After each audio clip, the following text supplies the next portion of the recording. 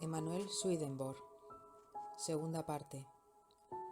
La búsqueda del alma, desde 1735 a 1745. Vida basada básicamente en su biografía, La epopeya de Swedenborg de Cyriel Sisset. La inteligencia de Swedenborg no era una pizarra limpia, sino que había en ella cuantos conocimientos exactos era posible adquirir en su tiempo. Comenzamos esta segunda parte con el fallecimiento del padre de Emanuel, Jesper Swedenborg, que murió en 1735 a la edad de 81 años. Este hombre, que había sido muy autoritario en su existencia, no dejó nada al azar, ni siquiera el elogio que se leyó en su entierro, pues lo había escrito él mismo. En 1736, cuando había pasado el tiempo suficiente de la muerte de su padre y la herencia había sido distribuida, Emanuel solicita un permiso de ausencia en su trabajo, la Junta de Minas. En otras ocasiones ya había pedido estos permisos, pero en esta lo pide por 3 o 4 años, ya que quería viajar al extranjero. Con 48 años, con una posición segura y envidiada, se tomaba 3 o 4 años de descanso. ¿Y para qué? Tanto la familia como en el mismo trabajo debieron haber sospechado que había muy poco rastro de metalurgia en sus planes. Un ingeniero de minas, químico, físico, que abandona su país para estudiar anatomía, que en aquel momento era considerada una ciencia desprestigiada y que no podría estudiarse adecuadamente en la respetable Suecia. ¿Y si no tenía intención de ser médico, para qué estudiarla? Ay, si los contemporáneos de Swedenborg hubieran sabido que este viaje a Francia fue tomado en obediencia a un impulso religioso. El 10 de julio de 1736 salió de Estocolmo, pasando por Copenhague, Hamburgo, Ámsterdam y Bruselas, llegando a París el 3 de septiembre, donde tenía la intención de estudiar anatomía con Jacob Winslow, el famoso anatomista danés. Estando en agosto en Ámsterdam, cuando había iniciado su trabajo, La economía del reino animal, tuvo su primera experiencia sobrenatural, de la que hay constancia. Él había entrado en un estado de profunda meditación cuando experimentó un desmayo que duró algún tiempo. Es interesante notar que Swedenborg consideraba sus facultades íntimamente relacionadas con un sistema de respiración. Estando todos rodeados de aire y de éter, decía, como si algunos tuviéramos la facultad de absorber más éter y menos aire, con objeto de llegar a un estado etéreo.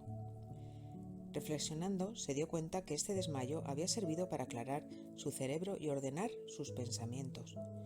Sus conclusiones se basan en un estudio profundo y una deducción racional, pero también en la seguridad interior reconfortante de que sus conclusiones eran correctas. Estas cosas son verdad porque tengo la señal, dijo. Cuando en agosto salió de Ámsterdam y se dirigió en barco por el canal a través de Bélgica hasta Rotterdam, en su camino a París, le llamó la atención 2 monjes franciscanos que permanecieron durante horas en cubierta orando con devoción, seguramente por sus compañeros de viaje. Le causó un sentir agradable. Pero esta buena opinión de los monjes cambió cuando llegó a Francia, donde la gente vivía en la miseria. En su diario dejó escrito: en todas partes los conventos, iglesias y monjes son muy ricos y poseen la mayor parte de la tierra. Los monjes están hinchados y prósperos. Todo un orgulloso ejército podría formarse con ellos sin que se los echara de menos. La mayoría lleva una vida holgazana. A los pobres no les dan nada más que palabras y bendiciones, y por otro lado, insisten en tener todo de los pobres para nada. Recogió algunas cifras sobre la iglesia en Francia, donde, según él, había 14.777 conventos y cerca de 400.000 religiosos, que poseían 9.000 palacios y mansiones.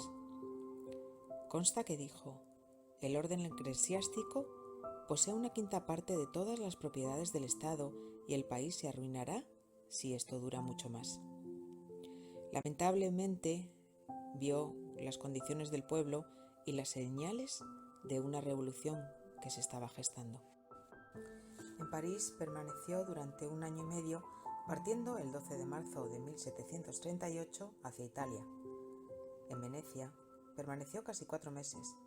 Se fue a Roma, llegando el 25 de septiembre, y allí en la capital estuvo casi 5 meses. Salió de Italia desde Génova el 17 de marzo de 1739, regresando a París para desde allí ir a Ámsterdam, donde completó el primer volumen de la Economía del reino animal. Una profunda satisfacción llenó su mente cuando escribió las siguientes palabras en la esquina de su manuscrito: terminé de escribir mi obra en Ámsterdam el 27 de diciembre de 1739 a las 12 en punto. Esta obra consta de 2 volúmenes. El primer tomo trata principalmente de la sangre y el corazón. El segundo trata del cerebro y el alma humana. Al iniciar sus discusiones anatómicas con un estudio de estos temas, Swedenborg afirma desde el principio que está en busca del alma, que la concibe como la vida más íntima de la sangre y que tiene su asiento en el cerebro. Sobre la sangre dice que se nutre del aire, absorbiendo a través de los pulmones lo que llama sales atmosféricas y otras sustancias transportadas en el seno del aire. Y todo ello 50 años antes del descubrimiento del oxígeno. Como hizo anteriormente, publicó esta obra de forma anónima. Pudo ser por modestia o por las posibles críticas, ya que Swedenborg, cuando comenzaba un ciclo literario, no se identificaba con ninguno anterior, y en este tiempo era mineralogista y escribía sobre anatomía. La primera parte de la Economía del reino animal se publicó en julio de 1740. La segunda se imprimió a principios de septiembre y salió en enero de 1741. Swedenborg dejó Ámsterdam en octubre de 1740 para ir a Estocolmo, mientras estuvo siguiendo su libro a través de la prensa. Regresó a su exigente trabajo en la Junta de Minas el 3 de noviembre de 1740 y asistió casi asiduamente durante los siguientes 2 o 3 años, excepto cuando iba a comisiones de investigación para la Junta o en raras ocasiones. Por esta versatilidad, Swedenborg ha sido comparado con Leonardo da Vinci, quien dividió su atención entre la música y la pintura y nuevamente la mecánica, la invención y el armamento. Las líneas de su vida a menudo parecen ser paralelas, ya que ambos eran estudiosos especulativos de la naturaleza y ambos fueron incapaces de confinar su genio dentro de los límites de una profesión. Ambos fueron precursores de los descubrimientos modernos y muy por delante de su época. El conde Carl Gustav Tessin se convirtió en uno de los amigos íntimos de Swedenborg. Este era un hombre de carácter fuerte y grandes dotes, que representaba el tipo más alto de la cultura de su época. Se le consideraba uno de los grandes estadistas de la historia de Suecia. El conde Tessin era miembro de la Academia de Ciencias recién instituida, que había sido fundada por Martin Triegoul, Anders von Hocken, Carl Linnaeus y Johann Alstroner, cuando Swedenborg se encontraba en Italia. Inmediatamente después de su regreso, invitaron al asesor a convertirse en miembro. Su nombre fue propuesto el 26 de noviembre de 1740 por el presidente, y el 10 de diciembre Swedenborg fue aceptado por unanimidad como miembro de la Academia y tomando su asiento en enero. Fue recibido por el secretario de la sociedad, el joven talentoso conde Anders von Hocken, quien se convirtió en uno de los mejores amigos de Swedenborg. Este conde, 12 años más tarde, gracias a una rápida promoción, se convirtió en primer ministro de Suecia. Está finalizando el año 1741. La reina Ulrica Eleonora había muerto y, como el rey Federico había sido invalidado, Suecia se encontraba temporalmente sin gobernante. La desafortunada guerra con Rusia, llamada Guerra de los Sombreros, contra la que Swedenborg había advertido tan enérgicamente a sus compatriotas, se había librado en suelo finlandés y terminó con la derrota de Suecia. Su gran ejército de invasión había sido rechazado a principios de la guerra por una fuerza mucho menor de rusos. y el desastre se debió no solo a un mal liderazgo y un equipo deficiente, sino, en gran parte, a la debilidad de la causa sueca y la consiguiente mala moral entre los soldados. El partido de los sombreros, cuyo fervor beligerante había provocado el error fatal, estaba ahora en desgracia, exactamente como había predicho Swedenborg. En junio de 1743, Swedenborg pide otro permiso de ausencia a la Junta de Minas. Su propósito es viajar al extranjero para publicar otro trabajo y necesita consultar libros en bibliotecas extranjeras, así que en julio emprende su quinto viaje al extranjero. Llegó a Habsburgo, donde tuvo el placer de conocer a Su Alteza Real Adolf Friedrich de Holstein y Gottorp, quien el mes anterior había sido elegido sucesor al trono sueco. Viajó de Habsburgo a Bremen a finales de agosto de 1743. Después de su llegada a Ámsterdam, su diario de viaje se rompe abruptamente. Faltan unas 4 hojas, quizás quitadas intencionalmente. La parte restante está dedicada a registrar algunas experiencias psíquicas notables que afectaron profundamente el resto de su vida de Swedenborg. Pasó el otoño en Ámsterdam, preparando su libro Reino Animal para la prensa, consultando a los eruditos sobre anatomía, visitando la cercana Universidad de Leiden y escribiendo el prólogo del primer volumen que trata de los órganos de la digestión. En diciembre llevó el manuscrito a su imprenta de La Haya. Su nuevo trabajo, resultado de esta continua búsqueda, lo tituló Regnum Animale, que ha sido traducido como El Reino Animal, y fue una continuación de la obra La Economía del Reino Animal, al igual que este trabajo fue una continuación de Los Principia. Nuevamente extrae de los doctos en anatomía y recopilando evidencias llega a sus propias conclusiones. Este trabajo iba a ser el inicio de un trabajo planeado para abarcar toda la estructura anatómica de los sistemas digestivo y respiratorio, el hígado, páncreas, bazo, riñones y el inicio de una indagación sobre los sentidos, mirando al tacto y sabor, pero abandona su proyecto después de su iluminación espiritual. En su vida política y empresarial, Swedenborg estuvo rodeado de los pensadores más avanzados de su época. Los conocía íntimamente y sabía bien que muchos, aunque observando piadosamente las formas de su religión, negaban en el corazón lo que profesaban con los labios, porque no podían conciliarlo con la razón. En cuanto a él mismo, no solo favorecía las verdades de la religión, sino que estaba convencido de que esas verdades podían demostrarse racionalmente. Verdades, por ejemplo, como la existencia e inmortalidad del alma.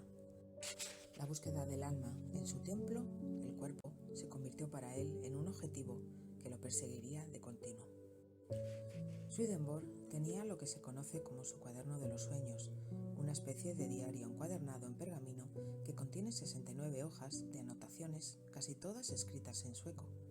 Comienza como un itinerario, pero es principalmente el registro de los sueños que tiene durante el año 1744.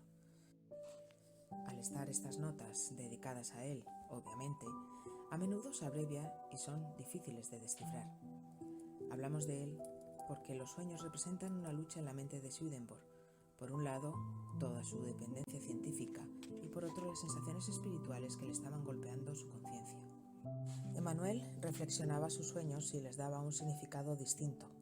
Por ejemplo, sus pensamientos groseros le fueron representados como montones de harapos, sus impurezas como alimañas que debían ser eliminadas. Se veía viviendo en un desorden, pero en el que había invitado al Altísimo a visitarlo, y pensó que debía ser castigado por su presunción. O, por ejemplo, la marcha de soldados frente a su ventana era una señal de que debía protegerse. Los años 1743 y 44 fueron de crisis en la vida de Swedenborg. Esta se produjo mientras trabajaba en su obra El Reino Animal en Holanda y continuó hasta después de que se publicara su obra Adoración y Amor a Dios. Esta obra la abandonó alrededor de abril del 45, después de haber escrito 2 partes y haber comenzado una tercera. Se había preguntado y vacilado en cuanto a cuál iba a ser su misión, ciencia o filosofía, pero lo que hizo después de abril del 45 fue dedicar su tiempo libre a la reinterpretación de la Biblia. Esta obra cuenta la historia de los primeros capítulos del Génesis, la creación y los primeros días de Adán y Eva. Esta obra marca el antes y el después en su vida, pasando de un científico a la de un vidente. En el libro Historia del Espiritismo de Arthur Conan Doyle, cuenta que desde el día de su primera visión, en 1745, hasta su muerte, 27 años más tarde, en 1772, estuvo en contacto con el otro mundo. Una noche, dice Swedenborg, el mundo de los espíritus, cielo e infierno, se abrió para mí y en él hallé a varias personas conocidas de diferente condición.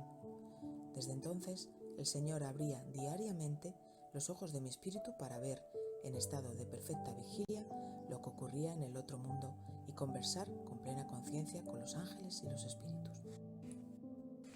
En el libro Swedenborg, científico y místico, nos cuenta otra experiencia que quedó reflejada en su diario de abril del 45. Dice así: Swedenborg, como era su costumbre, le dio a la entrada un título, una visión de día sobre aquellos que se dedican a la mesa y que así se entregan a la carne. Luego sigue: en medio del día, un ángel que estaba conmigo conversó, diciendo que no debía consentir tanto el vientre en la mesa.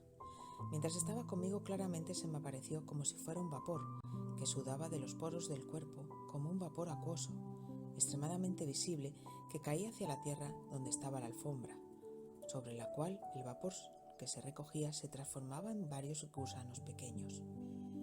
He ahí una acabada descripción del llamado ectoplasma que se encuentra en la base de todo fenómeno físico de las materializaciones. Parece ser que Swedenborg tomó esto como una advertencia de sus guías para que cuidara su alimentación. La primavera de su propia vida había pasado y Swedenborg estaba solo y triste en Londres. Quería elevar las mentes del hombre a la contemplación de Dios, como él había aprendido a través de tanto trabajo, que el fin de todo termina con lo divino y vuelve a lo divino. Deprimido por la reflexión de que probablemente el mundo erudito no lo aceptara, que el público estaba lejos de entender su obra, lejos de su país, de su propia gente, él escribió: pude ver que toda mi vida fue una preparación, y esta preparación estaba casi terminada. Y para terminar, este texto que me pareció interesante y que encontré en el libro de Sir Arthur Conan Doyle, Historia del Espiritismo, que nos explica el pensamiento y lo que Swedenborg corroboró en sus estudios, investigaciones y con su evidencia. Dice así: encontró que el otro mundo consistía en un número de esferas diferentes que representaban varios grados de luminosidad y felicidad, a cada una de las cuales vamos después de la muerte, según las condiciones espirituales que tenemos en vida. Allí somos juzgados de una manera automática por una especie de ley espiritual que determina el resultado último por el resultado total de nuestra vida. Así que la absolución o el arrepentimiento en el lecho de muerte son de poco provecho. Encontró en aquellas esferas que la escena y las condiciones de este mundo estaban reproducidas con fidelidad, así como el armazón general de la sociedad. Halló casas en las cuales vivían familias, templos en los cuales se adoraba, salones en los que la gente se reunía para fines sociales, palacios en los cuales habitaban soberanos. La muerte no era nada temible gracias a la presencia de seres celestiales que asistían al recién llegado en su nueva existencia. Tales recién llegados pasaban por un periodo inmediato de reposo completo y recobraban, después de pocos días, la conciencia de su nuevo estado. Había ángeles y demonios, pero no eran de orden distinto al nuestro. Todos habían sido seres humanos que vivieron en la tierra con almas sin desarrollar, en el caso de los demonios, o considerablemente desarrolladas, en el caso de los ángeles. Al morir no cambiamos en ningún sentido. El hombre nada pierde al fallecer, sino que permanece hombre en todos los aspectos, aunque más perfecto que en estado corpóreo, conservando no solo sus facultades, sino también sus modos de pensar, sus creencias y sus prejuicios. También eran recibidos todos los niños bautizados o sin bautizar. Crecían en el otro mundo y eran adoptados por las mujeres jóvenes hasta que se presentaba la Madre Real y verdadera. No había castigo eterno. Los que estaban en los infiernos podían abrirse camino si desarrollaban el impulso necesario. Los que estaban en los cielos no eran de una manera permanente, sino que trabajaban para llegar a un lugar superior. Existía el matrimonio en forma de unión espiritual, constituyéndose una unidad humana completa con cada hombre y con cada mujer. Habla de la arquitectura, del trabajo de los artesanos, de las flores, de los frutos, de los bordados, del arte, de la música, de la literatura, de la ciencia, de las escuelas, museos, colegios, librerías y de los deportes. Esto puede chocar a las inteligencias convencionales, pero hay que preguntarse por qué toleramos coronas y tronos y en cambio negamos otras cosas menos materiales.